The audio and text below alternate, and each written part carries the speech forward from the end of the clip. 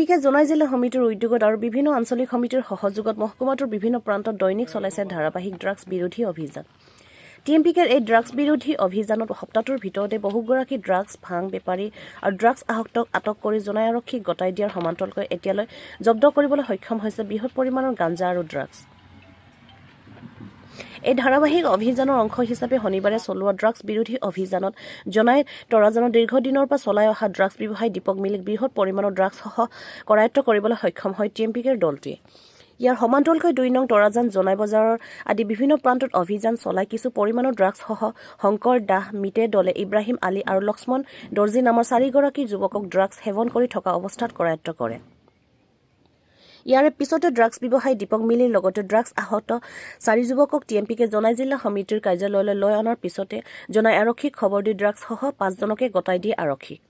ইফালে এই ড্ৰাগছ বিৰোধী অভিযান দৈনিক অব্যাহত ৰাখিব আৰু ড্ৰাগছমুক্ত জনাই গঢ়াৰ লগতে নৱপ্ৰজন্মক ড্ৰাগছমুক্ত এক পৰিৱেশ দিয়াৰ স্বাৰ্থত আপোচবিহীনভাৱে চলাই যোৱা এই ড্ৰাগছ বিৰোধী অভিযানত সকলো ৰাইজৰ সহায় সহযোগিতা কামনা কৰিছে টিএমপিকে জনাই জিলা সমিতিৰ সাধাৰণ সম্পাদক জান দলে। লগতে ড্ৰাগছ ব্যৱসায়ীৰ বিৰুদ্ধে কঠোৰ ব্যৱস্থা গ্ৰহণ কৰিবলৈ জনাই আৰক্ষী প্ৰশাসনক আহ্বান জনাইছে জান দলে। টিএমপিকে ড্ৰাগছ বিৰোধী অভিযান চলি আছে, চলি থাকিব।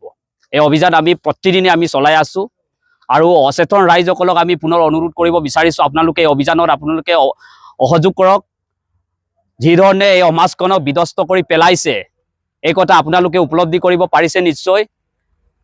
এই অভিযান আমি প্ৰতিদিনে আমি অব্যাহত ৰাখিছো আৰু আজিও এই অভিযান আমি চলাই যোৱাৰ সময়তে আমি প্ৰায় 10 গ্ৰাম আমি ড্ৰাগছ উদ্ধাৰ কৰিছো আৰু আৰক্ষী প্ৰশাসনক আমি অনুৰোধ কৰিব বিচাৰিছো যাতে আইনৰ উৰুঙাত মেৰপাকত পৰি যাতে এই ড্ৰাগছ বেপাৰীসকলে যিসকল ড্ৰাগছ বেপাৰীয়ে সমাজখনক ধ্বংসৰ পথলৈ লৈ গৈ আছে, এই ড্ৰাগছ বেপাৰীসকলক যাতে কোনো ধৰণৰ আইনৰ উৰুঙাত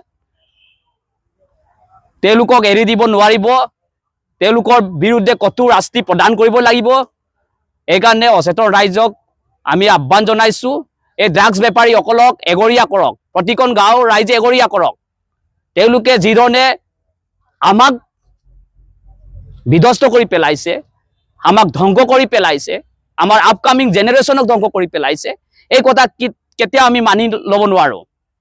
আপোনালোকে দেখিছে জনায়ত ৰিহেব চেণ্টাৰ বাঢ়িছে। পুনৰবাৰ কৈছো ৰিহেব চেণ্টাৰ বঢ়াত আমাৰ আপত্তি নাই, কিন্তু আমাক প্ৰমাণ কৰি দেখুৱাইছে ৰিহেব চেণ্টাৰ। আমি প্ৰতিখন গাঁৱত বাৰে বাৰে আমি কৈ আহিছো প্ৰতিখন গাঁৱত আমি ৰিহেব চেণ্টাৰ মুকলি কৰিব লাগিব নেকি।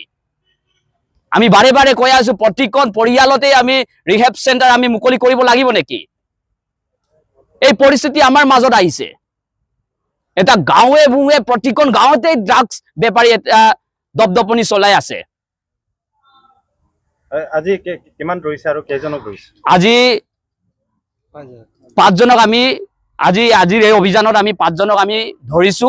প্ৰায় 10 গ্ৰাম আমি ড্ৰাগছ আমি উদ্ধাৰ কৰিবলৈ সক্ষম হৈছো। আৰু 5জন ধৰিছে, আপোনাৰ তাত পেটলাৰো আছে নেকি? নাম পেটলাৰ আছে, ইয়াতে বহুত ডাঙৰ এজন পেটলাৰ আছে, তেখেতৰ নাম দীপক মিলি। তেখেতে পূৰ্বতেও তেখেতে বন চাইন কৰা হৈছিল আৰক্ষীৰ ওচৰত, আৰু আজি পুনৰ ক'ব বিচাৰিছো তেখেতৰ ওপৰত বিহিত ব্যৱস্থা যাতে 2 মাহ 3 মাহৰ মূৰত তেখেতে জেলৰ পৰা তেখেতে আইনৰ উৰুঙাত তেখেতে বাচি যাব নোৱাৰে। তাৰ কাৰণে পুনৰবাৰ আৰক্ষী প্ৰশাসনক কঠোৰৰ পৰা কঠোৰত্ব শাস্তি প্ৰদান কৰিবৰ কাৰণে অনুৰোধ জনাইছো। আমি আৰক্ষী প্ৰশাসনক আমি গতাই দিব বিচাৰিছো, আৰক্ষী প্ৰশাসনে বিহিত ব্যৱস্থা গ্ৰহণ কৰিব, তেওঁলোকৰ ওপৰত আইনৰ অনুযায়ী তেওঁলোকৰ ওপৰত বিহিত ব্যৱস্থা গ্ৰহণ কৰিব বুলি আমি বিনম্ৰতাৰে আমি অনুৰোধ কৰিব বিচাৰিছো।